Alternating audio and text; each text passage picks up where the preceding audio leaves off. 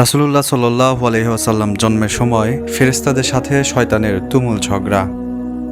যেদিন ভোরবেলায় মহানবী সাল্লাল্লাহু আলাইহি ওয়াসাল্লাম জন্ম নেন, সেদিন বিশ্বের সবগুলো মূর্তি মাটির দিকে নত হয়ে পড়ে। ইরানের রাজার বিশাল প্রাসাদের বারান্দা কেঁপে ওঠে এবং ছাদের 14টি প্রাচীর ধসে পড়ে। বিশ্বের সব সম্রাটের সিংহাসন উল্টে পড়েছিল। বিশ্বের সব রাজা বোবা হয়ে পড়েছিলেন, অর্থাৎ তারা কথা বলতে পারছিলেন না। সেদিনে গণকদের সব জ্ঞান লুপ্ত হয় এবং জাদুকরদের জাদুগুলো অকার্যকর হয়ে পড়ে। বিশ্বনবী সাল্লাল্লাহু আলাইহি ওয়াসাল্লামের জন্মের সময় শয়তান তার সন্তানদের মধ্যে আর্তনাদ করে ওঠে। ফলে সবগুলো শয়তান তার কাছে এসে বলে, কেন এত পেরেশান বা উদ্বিগ্ন হয়েছ? সে বলল, কাল রাতে কি হয়েছিল? রাতের প্রথম থেকে এ পর্যন্ত দেখেছি যে আকাশ এবং জমিনের অবস্থা বদলে গেছে। ভূপৃষ্ঠে ঘটে গেছে এক বিরাট ঘটনা। ঈসা আলাইহি ওয়াসাল্লাম ঊর্ধ্ব আকাশে চলে যাওয়ার পর আর কখনো এত বড় ঘটনা ঘটেনি। সবাই গিয়ে খোঁজ খবর নাও যে কি ঘটেছে। শয়তানরা চারদিকে ছড়িয়ে পড়ে ও ফিরে এসে বলল, কই, কিছুই তো দেখতে পেলাম না। বড় শয়তান বা শয়তানদের নেতা তখন বলল, এ বিষয়ে খোঁজ খবর নেওয়া আমাদের কাজ। তারপর সে পবিত্র মক্কার কাবাঘর সংলগ্ন এলাকায় আসলো। সে দেখল যে ফেরেশতারা কাবাঘরের চারদিকে ঘিরে রেখেছেন। শয়তান সেখানে ঢুকতে চাইলে ফেরেশতারা হুঙ্কার দিলেন। ফলে সে ফিরে আসে এবং চড়ুই পাখির মতো ছোট হয়ে হেরা পর্বতের দিক থেকে সেখানে প্রবেশ করে। জিব্রাইল আলাইহিস সালাম বললেন, ওরে অভিশপ্ত, ফিরে যাও। শয়তান তখন বলল, হে জিব্রাইল, আমার একটা প্রশ্ন আছে, বলতো আজ রাতে কি ঘটেছে? জিব্রাইল আলাইহিস সালাম বললেন, সর্বশ্রেষ্ঠ নবী, পৃথিবীর সর্বশ্রেষ্ঠ মানুষ রাসূলুল্লাহ সাল্লাল্লাহু আলাইহি ওয়াসাল্লাম আজ রাতে জন্ম নিয়েছেন। শয়তান প্রশ্ন করল, তার মধ্যে কি আমার কোনো কর্তৃত্বের অংশ আছে? জিব্রাইল আলাইহিস সালাম বললেন, না। সে আবার প্রশ্ন করল, তার উম্মতের মধ্যে কি আমার কোনো অংশ আছে? জিব্রাইল আলাইহিস সালাম বললেন, হ্যাঁ। ইবলিস বলল, আমি সন্তুষ্ট হলাম। হযরত হালিমা বর্ণনা করেন, শিশু মুহাম্মদ সাল্লাল্লাহু আলাইহি সাল্লামকে আমার গৃহে আনার সাথে সাথেই রহমত বরকত প্রকাশ হতে লাগলো। এত পরিমাণ দুধ নির্গত হলো যে রাসূলুল্লাহ সাল্লাল্লাহু আলাইহি সাল্লাম এবং তার দুধ ভাই একান্ত তৃপ্তির সাথে দুধ পান করে ঘুমিয়ে পড়লেন।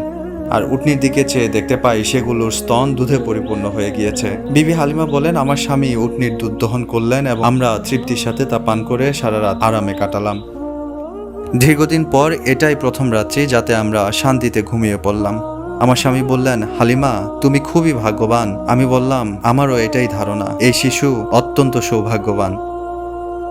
বিবি হালিমা আরও বললেন, মক্কা থেকে ফেরার পথে শিশু মুহাম্মদ সাল্লাল্লাহু আলাইহি সাল্লামকে কোলে নিয়ে যে দুর্বল বাহনটিতে চলতে লাগলাম, শিশু মহানবী সাল্লাল্লাহু আলাইহি সাল্লামের বরকতে বাহনটি এত দ্রুত চলল যে সবার বাহনকেই তা হার মানালো। আমার সাথী মহিলারা আশ্চর্য হয়ে বলতে লাগলো, এটা কি সেই দুর্বল সাওয়ারি যার উপর আরোহণ করে তোমরা প্রথম এসেছিলে? এরপর বাড়ি এসে দেখলাম সমস্ত বকরিগুলো দুধে পূর্ণ হয়ে আছে, অথচ কিছুক্ষণ পূর্বেই সেগুলো দুধ শূন্য ছিল। আমার গোত্রের লোকেরা তাদের রাখালদেরকে নির্দেশ দেয়, তোমরাও তোমাদের পশু ওই জায়গায় চড়াও যেখানে হালিমার বকরি চড়ে। কিন্তু তারা তো জানতো না তা চারণ ক্ষেত্রের কোনো বিশেষত্ব ছিল না, বরং গায়বী মদত ও বরকতের মধ্যে নিহিত ছিল।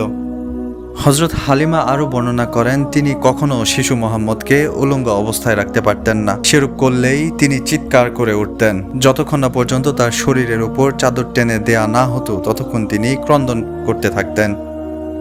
হযরত হালিমা বলেন, যেদিন থেকে আমি জানতে পারলাম হযরত মুহাম্মদ সাল্লাল্লাহু আলাইহি ওয়াসাল্লাম উলঙ্গ থাকতে পছন্দ করেন না, সেদিন হতে আর কখনো তাকে উলঙ্গ রাখিনি।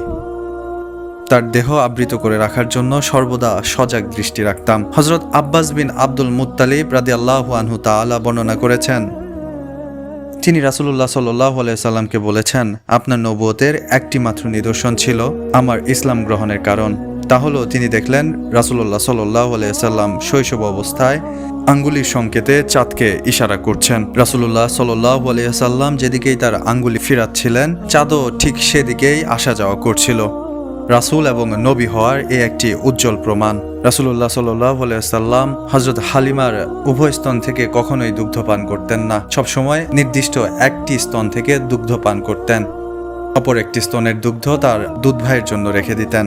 ন্যায়বোধের এমন চরম দৃষ্টান্ত পৃথিবীতে খুবই বিরল। শিশু রাসূলুল্লাহ সাল্লাল্লাহু আলাইহি সাল্লামের দ্রুত বর্ধনশীল দৈহিক অবস্থাও একটি লক্ষণীয় বিষয়।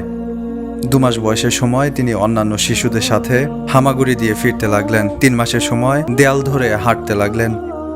যখন তার বয়স মাত্র 5 মাস তখন বিনা অবলম্বনে হাঁটতে শিখলেন। 7 মাস বয়সের সময় তিনি ফিরতে লাগলেন এবং 8 মাস বয়সের সময় তিনি কথা বলতে সক্ষম হন। তার এই গুণগুলো নিশ্চয়ই তার মুজেজার মধ্যে অন্তর্ভুক্ত ছিল। পূর্বে বর্ণিত সবগুলো লক্ষণই বিশ্বনবী সাল্লাল্লাহু আলাইহি ওয়াসাল্লামের শিশুকালীন মুজেজা, যা দেখে সবাই আন্দাজ করতে পেরেছিল এ কোনো সাধারণ মানুষ নয়, যা পরবর্তীতে সত্যিও হয়েছিল। তবে এগুলো স্থায়ী কোনো মুজেজা ছিল না। বিশ্বনবী সাল্লাল্লাহু আলাইহি ওয়াসাল্লামের প্রতি সবচেয়ে বড় স্থায়ী মুজেজা হলো আল কোরআন, যা কিয়ামত পর্যন্ত স্থায়ী থাকবে। মাহাদি হাসান, মুসলিম টাইমস।